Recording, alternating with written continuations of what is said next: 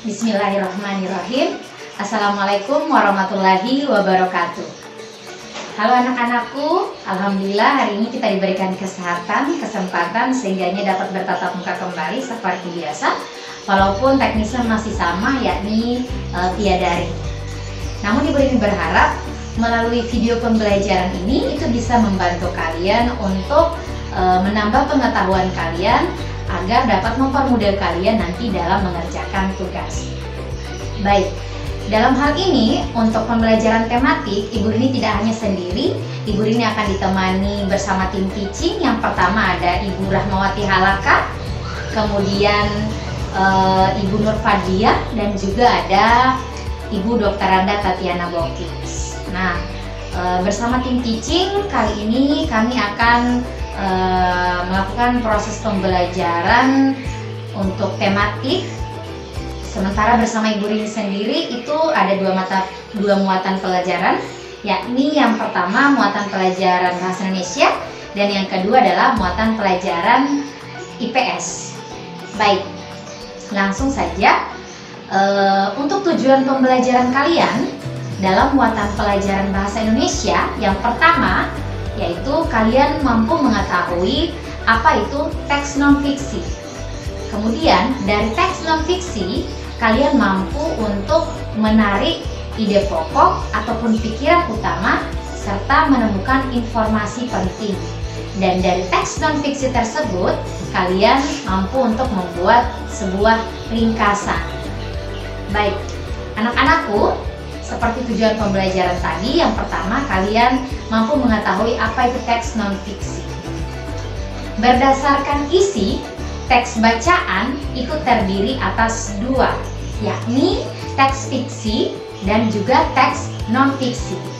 Teks fiksi adalah kisah atau cerita yang dibuat berdasarkan khayalan. Contohnya adalah cerpen dan dongeng. Kemudian yang kedua adalah teks non-fiksi, yaitu cerita yang berisi informasi atau fakta-fakta yang sesuai dengan kenyataan. Contohnya adalah laporan, artikel, biografi, berita, dan lain sebagainya.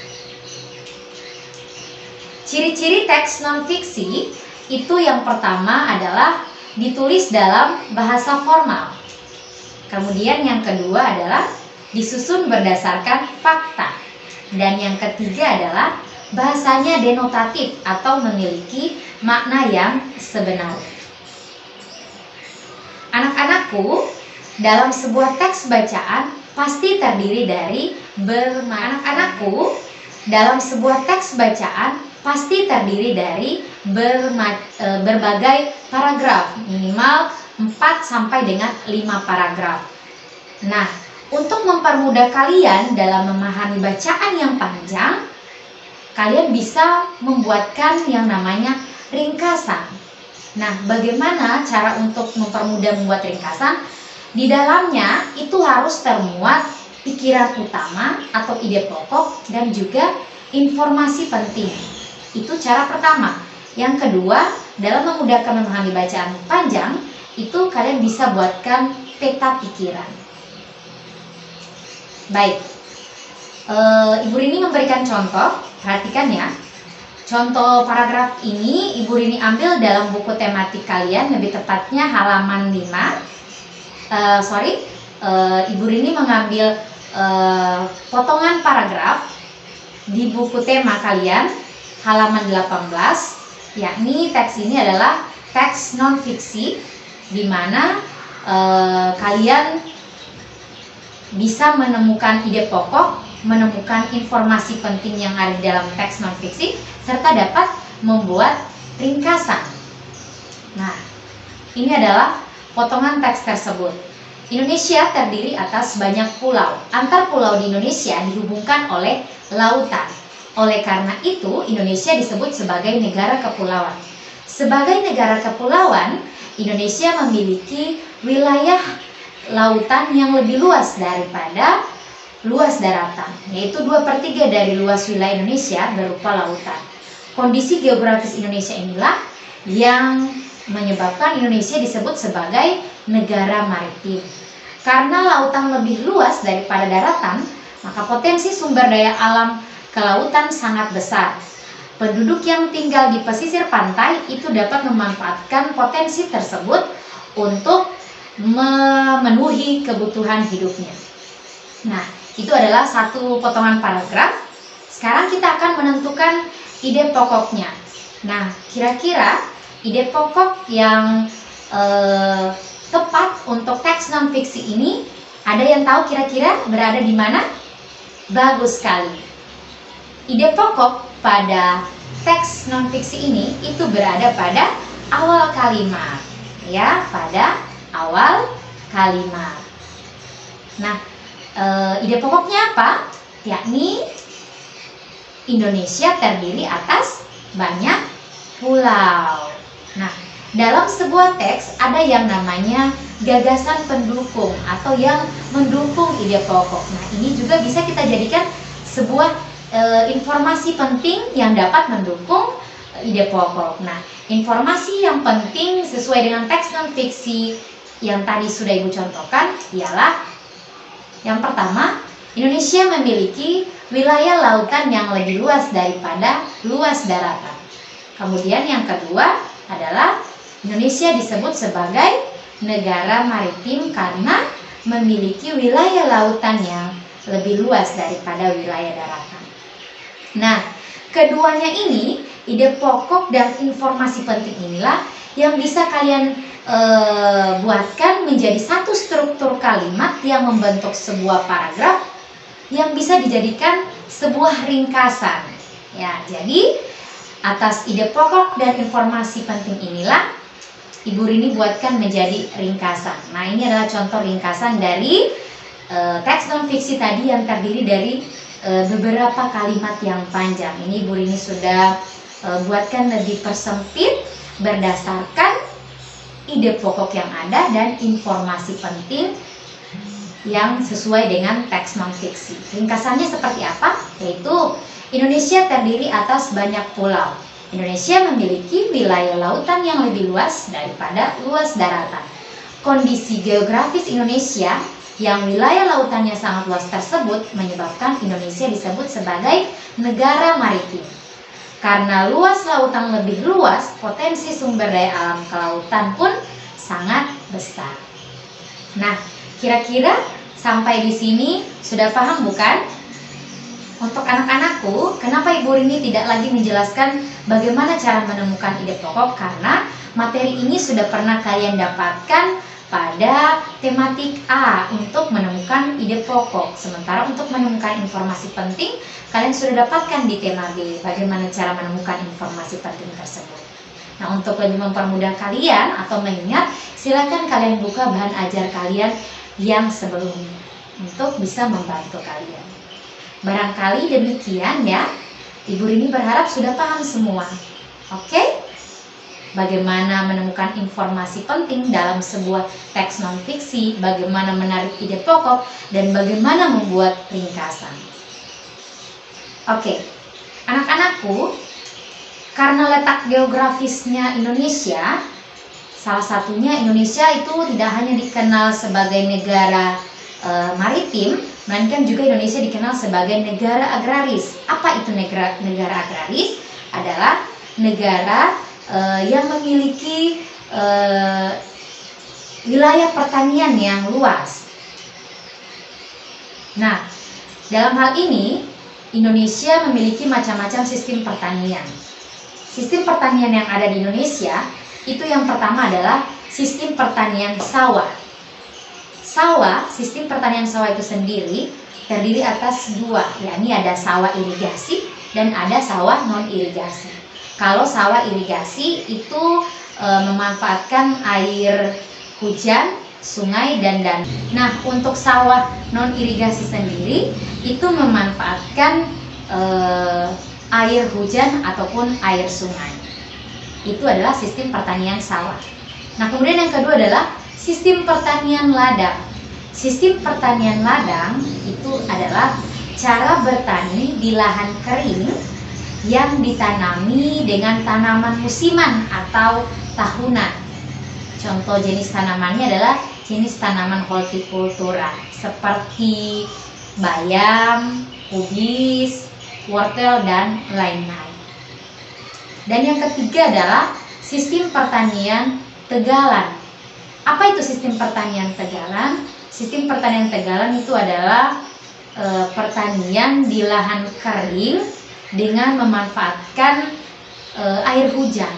Nah, jenis tanaman yang ditanami dalam sistem pertanian tegalan ini sendiri itu adalah seperti jagung, kacang-kacangan, bawang, dan sebagainya. Nah, karena letak geografisnya Indonesia, ini berpengaruh terhadap kehidupan sosial budaya dan juga kehidupan ekonomi. Pengaruh letak geografis Indonesia terhadap kehidupan sosial budaya itu yang pertama adalah bangsa Indonesia menjadi bangsa yang terbuka untuk berinteraksi dan bekerja sama dengan bangsa lain. Nah, ini bisa memberikan keuntungan sendiri terhadap negara kita. Kemudian yang kedua, pengaruh yang kedua adalah bangsa Indonesia menyadari pentingnya bekerja sama, saling membantu, dan peduli terhadap kehidupan masyarakat negara sekitarnya. Dan yang ketiga, wilayah Indonesia yang terdiri atas ribuan pulau terhadap kehidupan budaya masyarakat, yaitu melahirkan keanekaragaman suku, bangsa, dan kebudayaan. Tak heran negara kita ini menjadi salah satu negara yang paling banyak dilirik oleh para turis untuk datang ke negara kita karena atas keanekaragaman yang kita punya yang membuat mereka tertarik untuk bisa berkunjung. Nah, itu pengaruh letak geografis Indonesia terhadap kehidupan sosial budaya. Selain letak geografis Indonesia berpengaruh terhadap kehidupan sosial budaya, letak geografis Indonesia juga berpengaruh terhadap kehidupan ekonomi. Nah, dalam hal ini dilihat dari segi maritim, tahu kan Indonesia dikenal sebagai negara maritim karena memiliki wilayah lautan yang sangat luas, sehingganya potensi sumber daya lautnya itu sangat besar. Contohnya di bidang perikanan. Potensi perikanan yang dapat dikembangkan itu adalah seperti budidaya ikan dan juga rumput laut. Selanjutnya adalah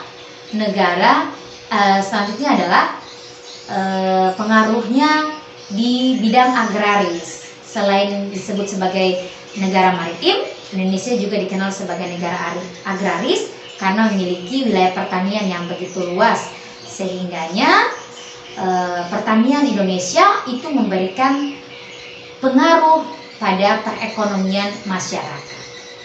Baik, Ibu Rini berharap dengan penjelasan singkat dari Ibu Rini ini bisa sangat membantu anak-anakku dalam memahami pembelajaran yang sudah Ibu Rini sampaikan tadi.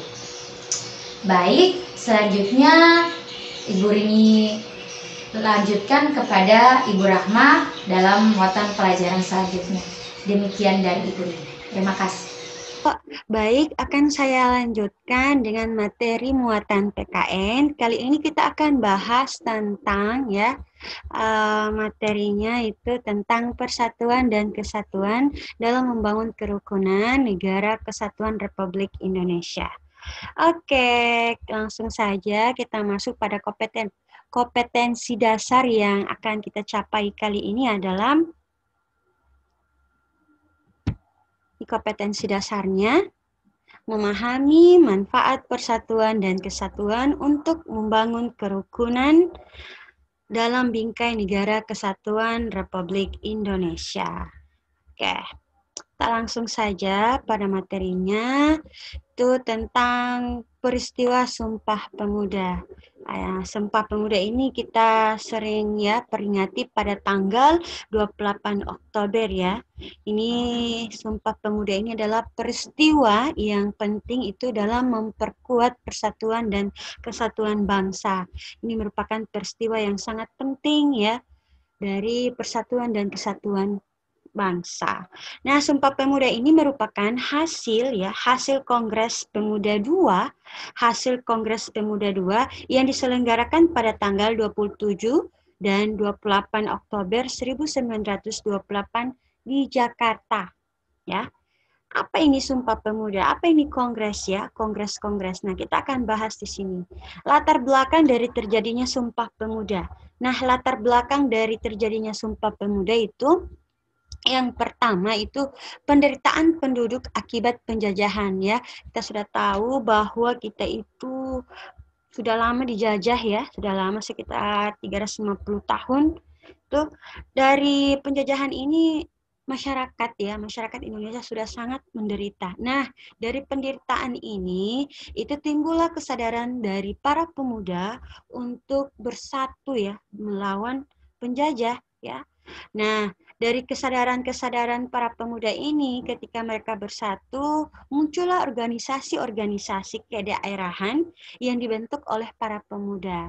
Nah, dari organisasi-organisasi yang ada di daerah masing-masing ini berkumpul lagi menjadi satu, membentuk rapat atau kongres yang disebut dengan sehingga melahirkan Sumpah Pemuda.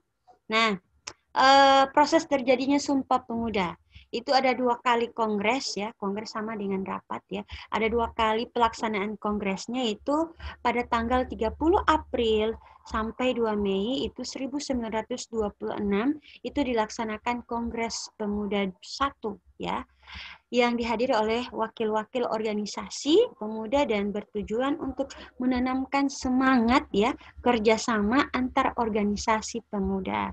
Jadi pemuda yang ada di setiap daerah itu berkumpul di satu tempat. Ada yang ada di Jakarta itu mereka bersatu untuk mengumpulkan semangat agar bisa melawan penjajah. Nah, dilanjutkan kemudian ada kongres yang kedua yaitu pada tanggal 27 dan 28 Oktober 1928 itu diadakan Kongres Pemuda II. Nah, kongres ini menghasilkan Sumpah Pemuda ya. Kita dengar itu biasa kita peringati pada tanggal 28 Oktober. Pada kongres ini juga itu para pemuda menyanyikan lagu Indonesia Raya yang diciptakan oleh WR ya, WR Supratman atau Wets Rudolf ya, Supratman untuk pertama kalinya ya, untuk pertama kalinya Indonesia Raya itu dinyanyikan. Pada peristiwa Sumpah Pemuda ini adalah contoh rapat atau kongres pada waktu itu. Ini orang-orang yang terdahulu ya. Kalau sekarang kita tidak bisa melihat mereka lagi karena yang sudah tiada. Oke, ini para pemuda pada waktu itu. Ya, semoga arwah mereka itu diterima dan semoga husnul khotimah ya. Oke. Nah, kita masuk pada yang berikut.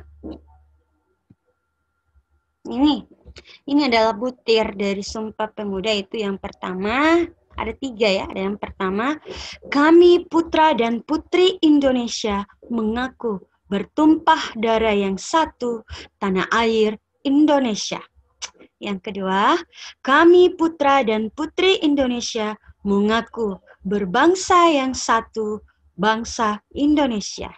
Yang ketiga, kami putra dan putri Indonesia menjunjung bahasa persatuan, bahasa Indonesia.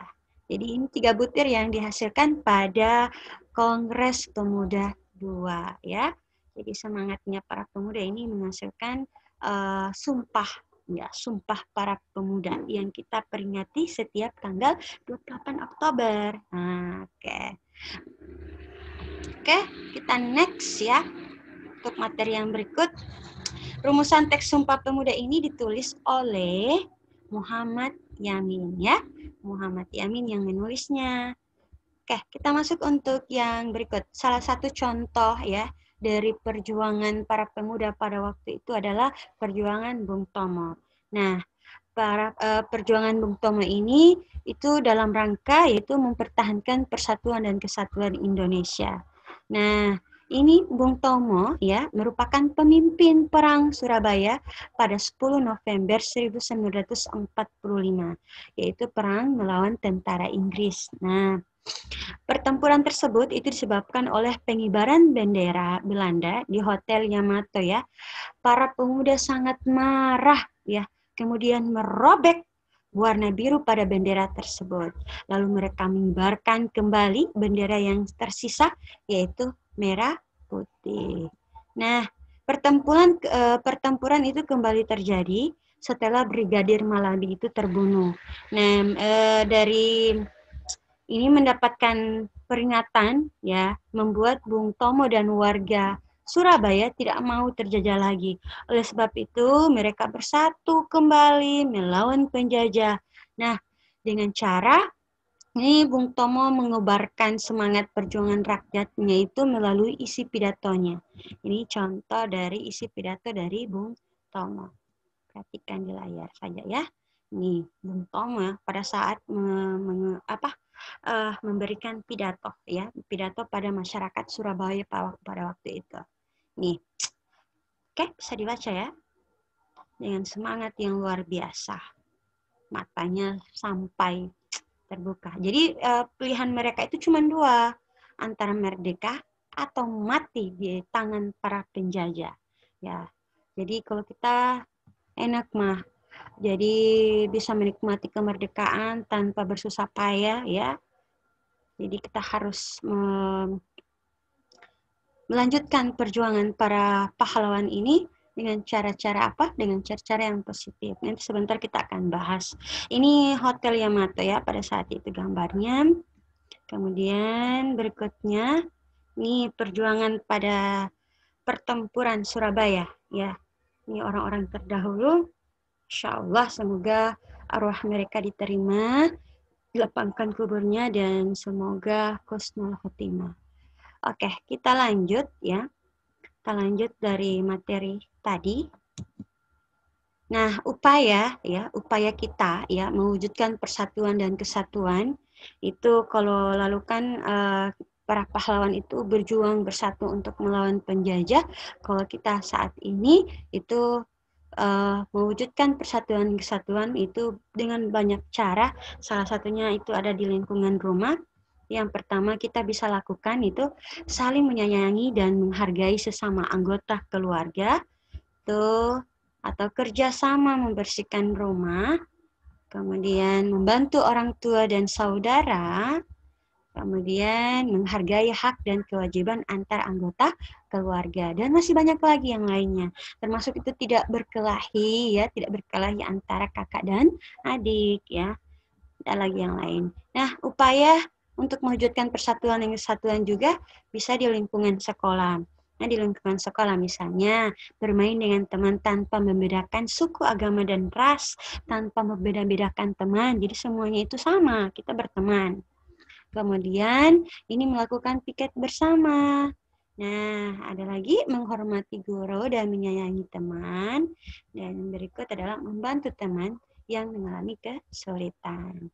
Kalau di lingkungan masyarakat itu bekerja sama menjaga kebersihan, keamanan, dan keindahan lingkungan. Kemudian melaksanakan musyawarah mufakat. Nah, kemudian menerapkan sikap toleransi antar umat beragama. Itu yang berikut menjenguk tetangga yang sakit atau yang membantu tetangga. Tahukah kamu kapan tanggal kemerdekaan Indonesia? Yaitu pada tanggal 17 Agustus 1945. Pada hari itu juga proklamasi dibacakan. Nah, kita akan bahas tentang proklamasi. Sebelum diproklamasikan ya kemerdekaan Indonesia, Indonesia itu merupakan wilayah jajahan dari Jepang. Ya, berikut beberapa peristiwa penting yang terdapat pada proklamasi. Yang pertama adalah pada 14 Agustus itu Jepang menyerah pada sekutu, ya. Kemudian golongan muda dan golongan tua itu bertengkar atau berseteru, berbeda pendapat tentang waktu memproklamasikan kemerdekaan. Kemudian itu anggota golongan muda yaitu Wikana dan Yusuf Kunto menculik Soekarno dan Muhammad Hatta itu keluar daerah atau keluar kota, tepatnya di Rengas Dengklok ya, Karawang, Jawa Barat. Nah, sampai dikenal peristiwa Rengas Dengklok penculikannya. Nah, tujuan dari diculiknya kedua tokoh tersebut itu adalah agar terhindar dari pengaruh, ancaman, dan tekanan dari pihak Jepang ya. Kemudian ada lagi itu pada peristiwa tersebut juga Soekarno dan Muhammad Hatta dikembalikan ke Jakarta, itu diamankan di rumahnya Laksamana Maeda ini, Laksamana Maeda.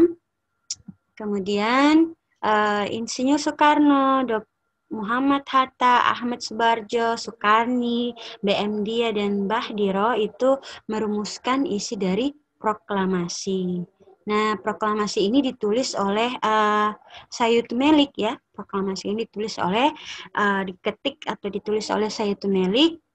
Nah, pada tanggal 17 Agustus itu tepatnya sekitar pukul 10 itu teks proklamasi dibacakan di Jalan Pegangsaan Timur nomor 56 Jakarta.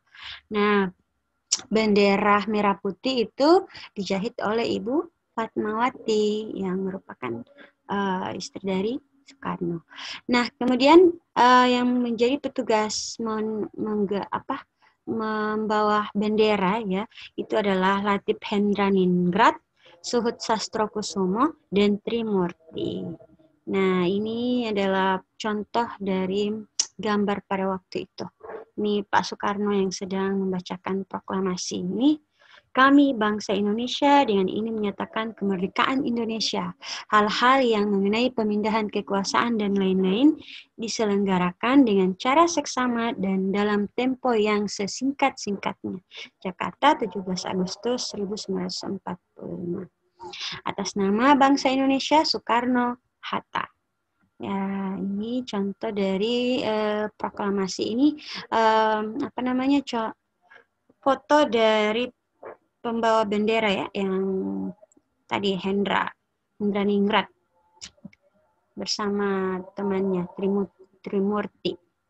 Nah, nilai yang bisa kita petik ya, nilai persatuan dan kesatuan yang kita bisa petik dari peristiwa proklamasi kemerdekaan itu adalah mengutamakan kepentingan bersama ya, musyawarah, dan ketiga adalah persatuan mewujudkan cita-cita bangsa Indonesia. Oke, demikian. Terima kasih. Assalamualaikum. Hai, Assalamualaikum warahmatullahi wabarakatuh. Ketemu lagi dengan saya, tentunya dengan Ibu Lia. Tadi teman-temannya Ibu sudah menjelaskan. Tadi ada Ibu Rini, Ibu Rahma, dan sekarang Ibu Lia. Kali ini Ibu Lia akan menjelaskan materi tentang keseimbangan ekosistem. Sebelum Ibu menjelaskan panjang lebar mengenai keseimbangan ekosistem ini, Ibu terlebih dahulu akan menjelaskan, menyampaikan tujuan pembelajaran kita. Jadi tujuan pembelajaran kita pada pagi hari ini untuk menganalisis hubungan antar komponen ekosistem di lingkungan serta membuat karya tentang jaring-jaring makanan atau rantai makanan. Nah, apa sih itu ekosistem? Mungkin ada yang sudah mengetahuinya, Kamil mungkin, Aira, Almira, mungkin semuanya sudah ada dalam pikirannya apa sih sebenarnya ekosistem itu. Jadi ekosistem itu merupakan suatu sistem ekologi yang terbentuk oleh hubungan timbal balik yang tak terpisahkan antara makhluk hidup yang satu dan makhluk hidup lainnya atau makhluk hidup dengan lingkungannya. Jadi ekosistem juga biasa disebut hubungan saling ketergantungan dan saling mempengaruhi antar komponen satu dengan komponen lainnya. Oke. Dan ekosistem itu mempunyai komponen-komponen. Apa saja sih komponennya Ibu Lia? Yang pertama adalah komponen biotik dan yang kedua adalah komponen abiotik. Ibu Lia, apa sih sebenarnya komponen biotik ini? Jadi komponen biotik merupakan seluruh makhluk hidup yang terdapat dalam ekosistem. Jadi semua yang hidup, semua makhluk hidup yang terdapat di dalam ekosistem. Contohnya yang pertama adalah tumbuhan. Jadi tumbuhan itu merupakan makhluk hidup.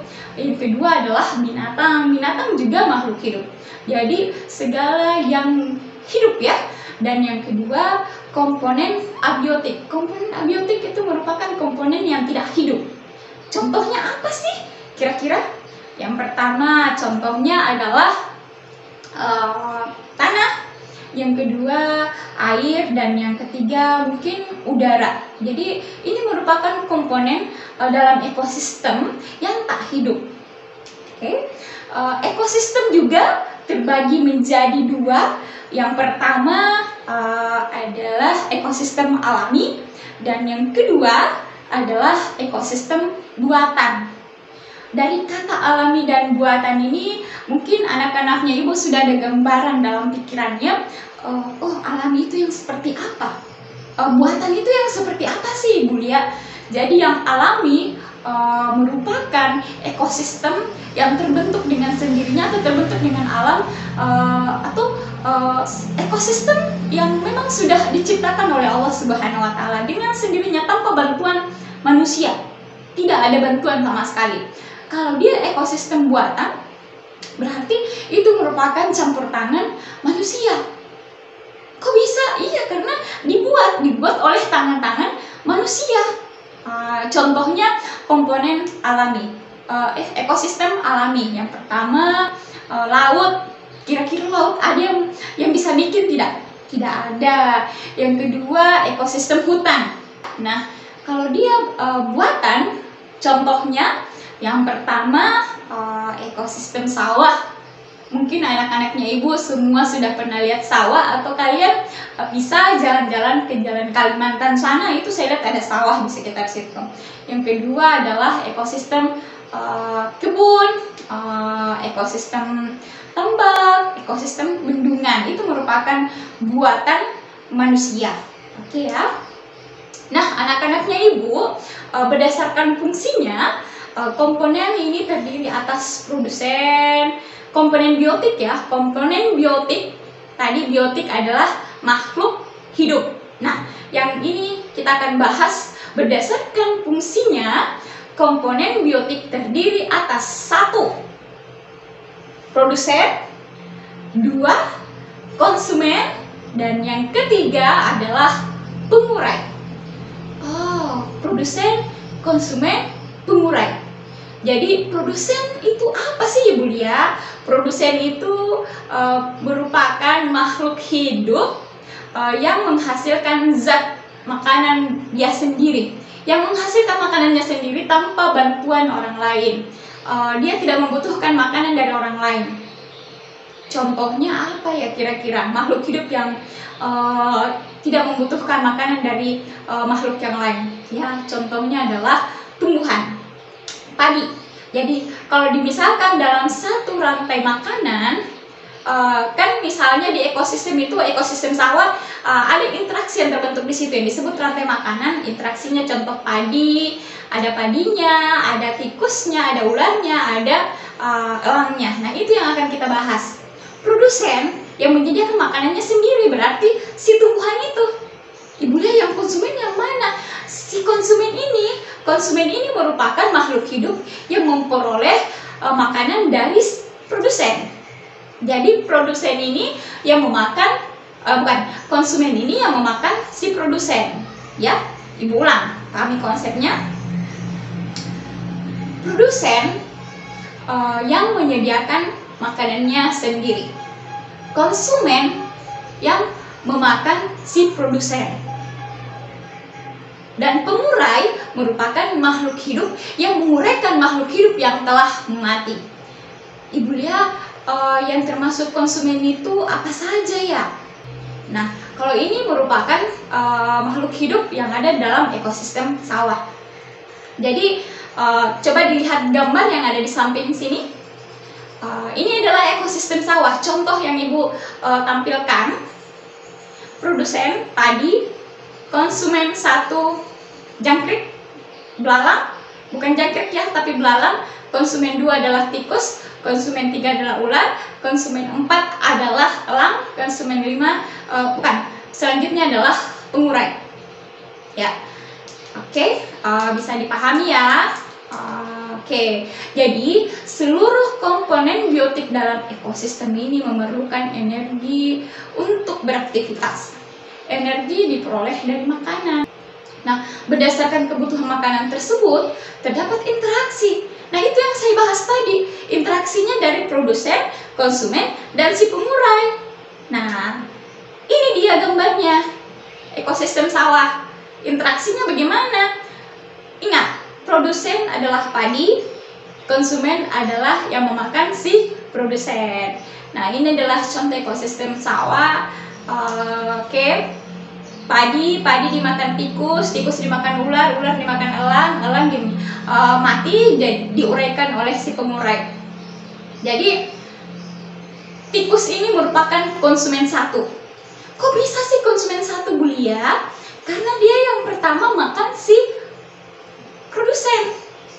Nah, yang ada di posisi konsumen satu itu merupakan hewan pemakan herbivora dan hewan yang pemakan omnivora. Ibu Lia, herbivora itu apa sih? Apa sih lagi ini herbivora? Karnivora itu apa saja? Omnivora itu apa sih? Hewan apa sih sebenarnya?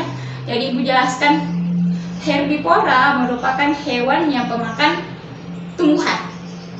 Sedangkan karnivora hewan yang pemakan daging, dan omnivora merupakan pemakan segalanya, tumbuhan dan si daging tersebut. Nah, perlu kita ketahui bersama supaya kalian bisa membuat rantai makanan, mesti memahami konsepnya bahwa di konsumen satu bisa hewan herbivora dan bisa hewan omnivora, ya. Nah, si konsumen kedua merupakan pemakan karnivora, dan yang ketiga, konsumen ketiga merupakan pemakan karnivora, elang. Elang mati diuraikan oleh si pengurai. Oke, mungkin demikian penjelasannya Ibu Lia. Semoga penjelasannya Ibu Lia ini bisa membantu anak-anaknya Ibu dalam mengerjakan tugas dan memudahkan anak-anaknya Ibu untuk mengerjakannya.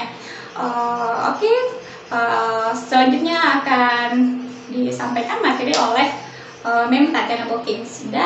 Assalamualaikum warahmatullahi wabarakatuh.